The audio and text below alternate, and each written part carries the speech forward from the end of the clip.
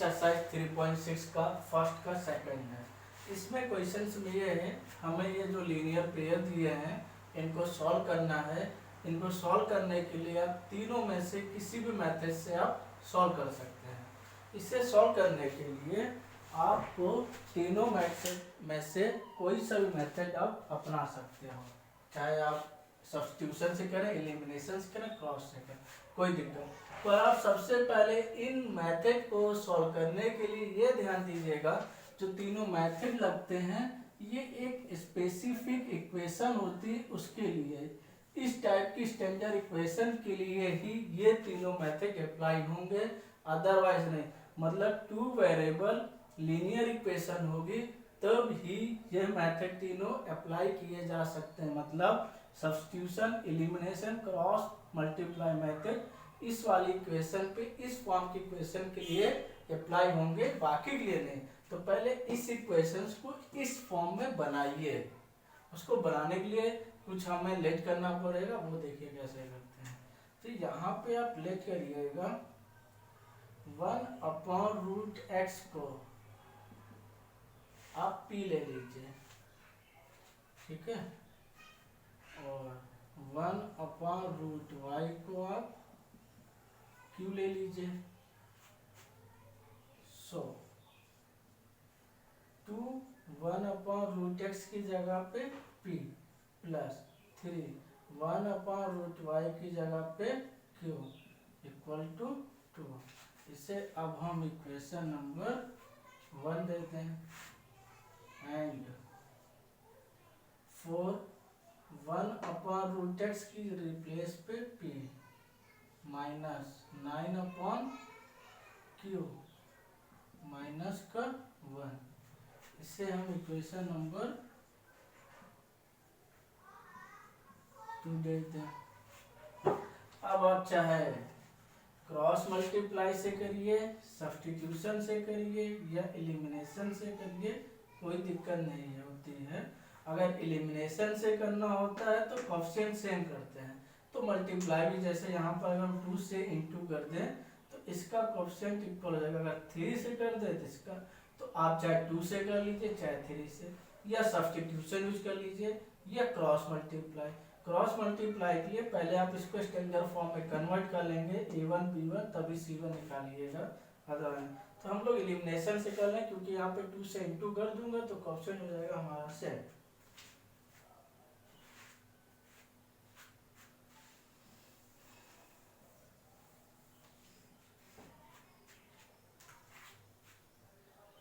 Multiply by 2 in equation 1। Equation 1 में हम 2 से मल्टीप्लाई कर दें, यहाँ पे क्या दिक्कत, 2 से मल्टीप्लाई बाय 2 इन इक्वेशन 1। तो 2 से करूंगा तो क्या हो जाएगा,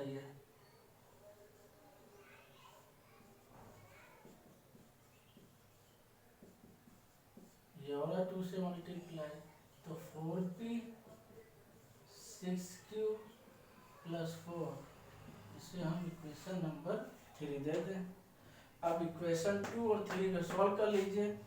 2 में देख रहे हैं p का कोएफिशिएंट 4, 3 में p का कोएफिशिएंट 4, p के कोएफिशिएंट हैं इक्वल, तो एलिमिनेशन मेथड से हम सॉल्व कर सकते हैं।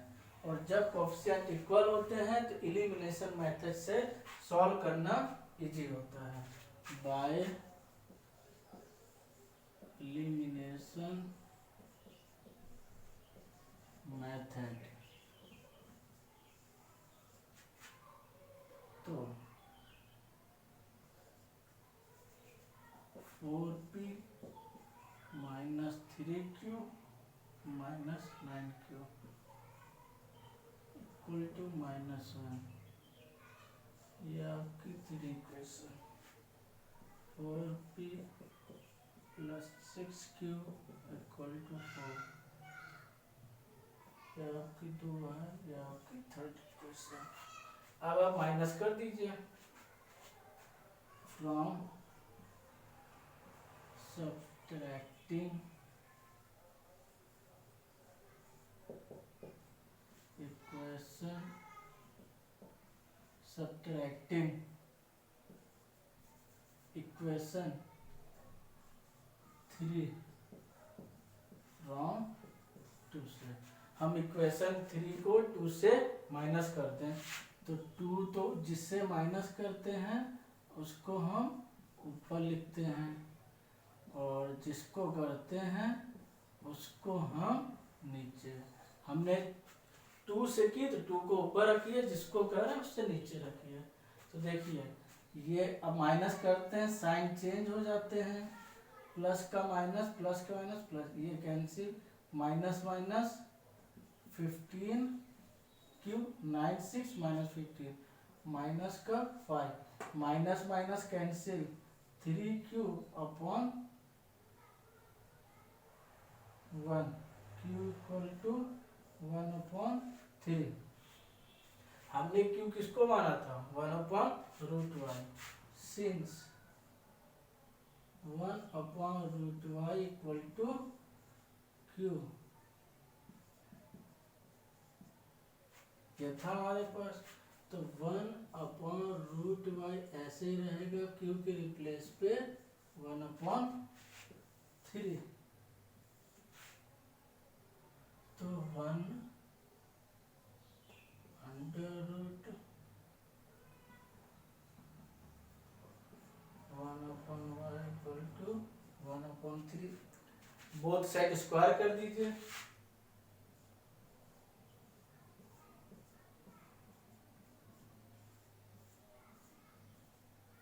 तो 1 upon y equal to 1 upon y, y equal to, आपने क्या किया, बोथ यहाँ पर बोथ साइड स्क्वायर कर दिया।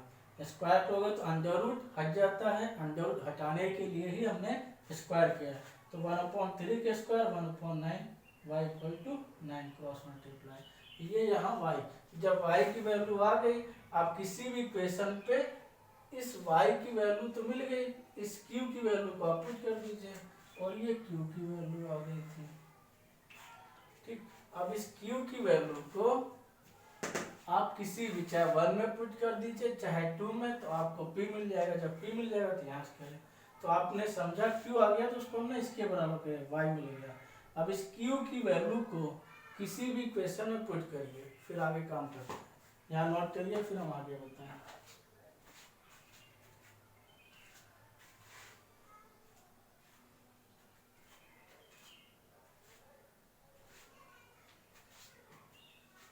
ये मैं रफ कर दूँगा।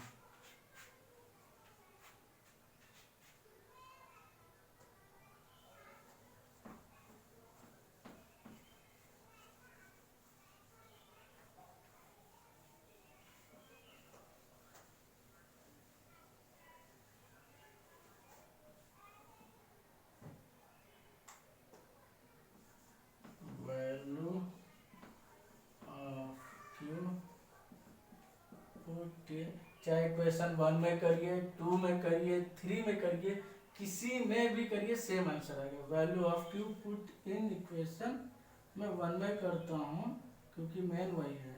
Equation 1, value of Q put in equation 1, जो इक्वेशन 1 थी वहाँ पे पुट किया हमने। ये आपका है इक्वेशन 1। इक्वेशन 1 क्या थी आपके पास? 2p plus 3q equal to 2, यही थी। तो 2p ऐसे ही रहेगा, q की रिप्लेस पे 1/3 और इक्वल टू 2, ये कैंसिल, 2p प्लस 1 2, 2p, ये 1 इधर गया तो 1 बचा, p इक्वल टू हाफ, ये p की वैल्यू आ गई। इस p की वैल्यू को सिंस 1/√x इक्वल टू क्या था? p था, तो 1/√x ऐसे रखिए, p की रिप्लेस पे 1/2, क्रॉस मल्टीप्लाई करिए तो √x equal to 2, both side square कर लीजिए, 2 का स्क्वायर, तो x की वैल्यू 4, क्यों? अंडर रूट हट जाएगा तो x की वैल्यू 4, आपको x का स्क्वायर करें, अंडर रूट यहाँ पे हट जाना होता है 4। तो x4y9 ये नोट करिए, फिर आगे होता है इसको चेक कैसे करोगे।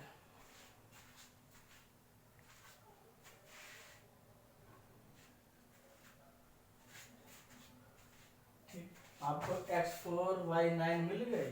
अब इन वैल्यूज को यहाँ पुट कर लीजिए, आपको सेटिस्फाई 2/2 1 3/3 1 1 1 2 सेटिस्फाई कर रहा हूँ। यहाँ पे रखेंगे तो कितना मिलेगा 2, फिर यहाँ पे 3 -1 सेटिस्फाई कर रहा है। इसका मतलब ये आपका आंसर सही आ गया। तो आप लिख सकते हैं therefore x = 4 and y = 9, ये आंसर है।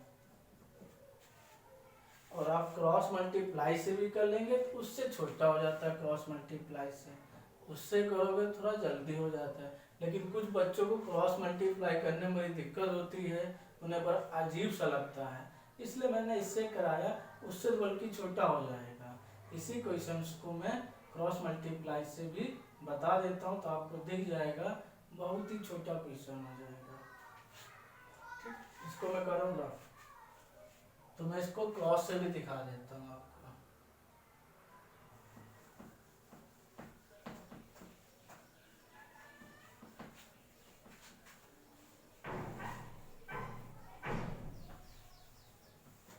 तो आपको जिससे मर्जी हो उससे करिएगा।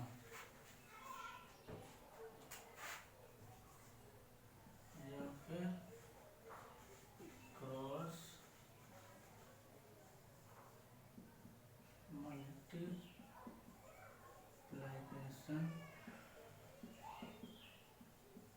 मेथड से। तो आपने इक्वेशन 1 2 अपना ली थी, तो वो क्या क्या इक्वेशन थी वो देखिए, 2p 3q = 2 था। इसको आप स्टैंडर्ड फॉर्म में बना लीजिए। और दूसरी इक्वेशन क्या आपके पास बनी थी, 4p - 9q = 9, यही तो इक्वेशंस बनी थी।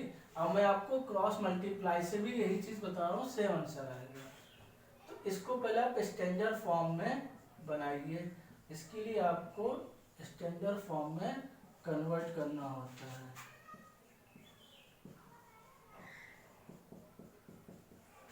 तो यहाँ से a1 की वैल्यू क्या मिलेगी 2, b1 की वैल्यू 3, c1 की वैल्यू -2।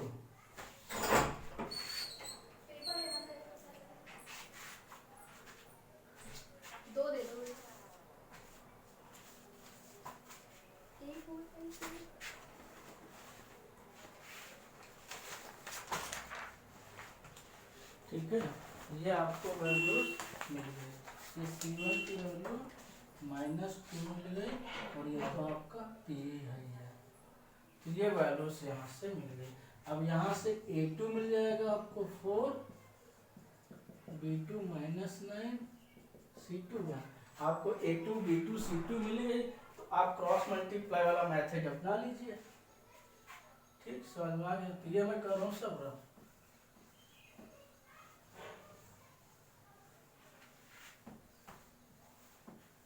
x की वैल्यू 4, y की वैल्यू 9, आप याद रखना। तो क्रॉस मल्टीप्लाई मेथड क्या होता है, आपको अगर मेथड याद नहीं करना है तो ऐसे लिख लीजिए, x को ऐसे लिख लीजिए, y को ऐसे लिख लीजिए, इसे। तो देखिए यहाँ पे a1 लिखा जाता था, a1 की जगह पे ये a1 लिखता था मैं, b1 c1, a2 b2 c2। तो a1 की जगह पे 2, b1 की जगह पे 3, c1 की जगह पे -2, a2 की जगह पर 4, b2 की रिप्लेस पे -9, c2 की रिप्लेस पे 1, ऐसे लिख लीजिए। फिर मैं हाइड करता था, अगर x की बात करता था तो x को हाइड करता था। जब x को हाइड करता था तो ये वैल्यू लेता था, यानी 3 -9 -2 1, इसका इससे और इसका फर्स्ट फोर्थ सेकंड थर्ड तो 3 आ जाएगा, माइनस साइन लगता है, ये माइनस माइनस प्लस का 18। y पे आ जाइए, निगेटिव का y लिखते थे। अब निगेटिव के y में किसको हाइड करेंगे, इसको हाइड करिए, तो ये 2 4 -2 1, फर्स्ट फोर्थ सेकंड थर्ड, तो 2 लिखते थे, माइनस बीच में आता था, ये क्या होगा 4 to 8, माइनस के 8, माइनस माइनस माइनस का 8, ये लिख दीजिए। अब 1 लिखिए,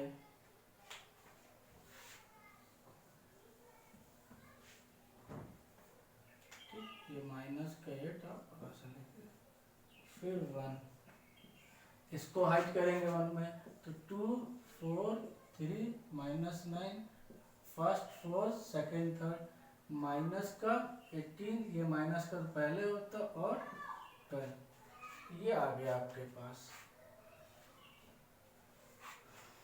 ये मैं रख रहा हूँ, ठीक है।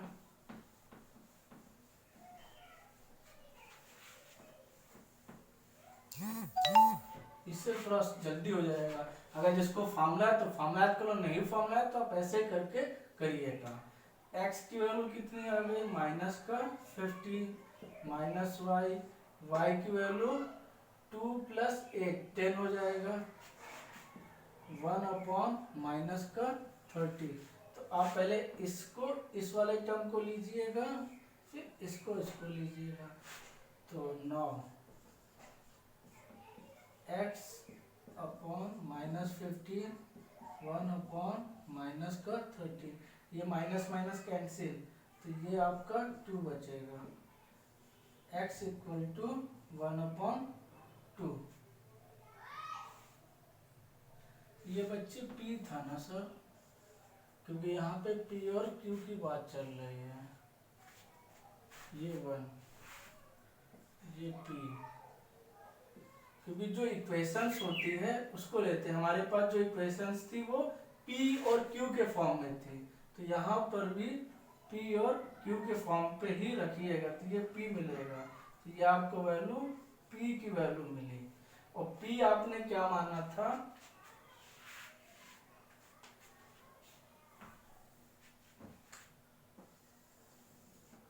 सिंस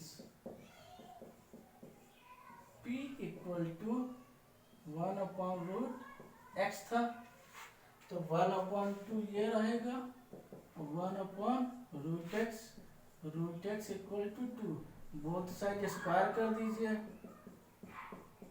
तो x = 4।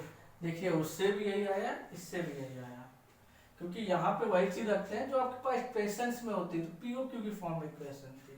अब हम क्यू के लिए ले लेते हैं, 9 अगेन -q/10, 1/-30, ये कितना मिला, माइनस का 3, माइनस q और माइनस का 1/3, माइनस माइनस कैंसिल, q 1/3, देखिए भी ये p = 1/2, ये q = 1/3, तो मैं इसको कर रहा हूँ रफ, ठीक। तो आपने क्या देखा था, सिंस जो पहले क्वेश्चंस में हमने माना था q को क्या माना था,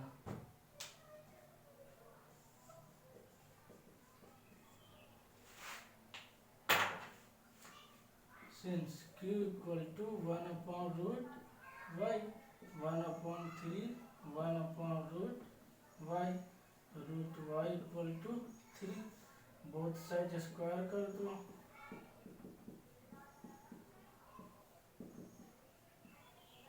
y = 9। तो आपके पास आंसर क्या मिल गया,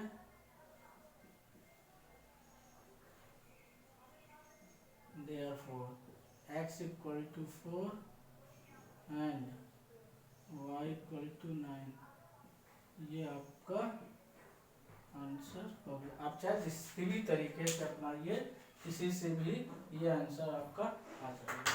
इस तरीके से क्वेश्चंस आपके करने हैं, नोट करिए।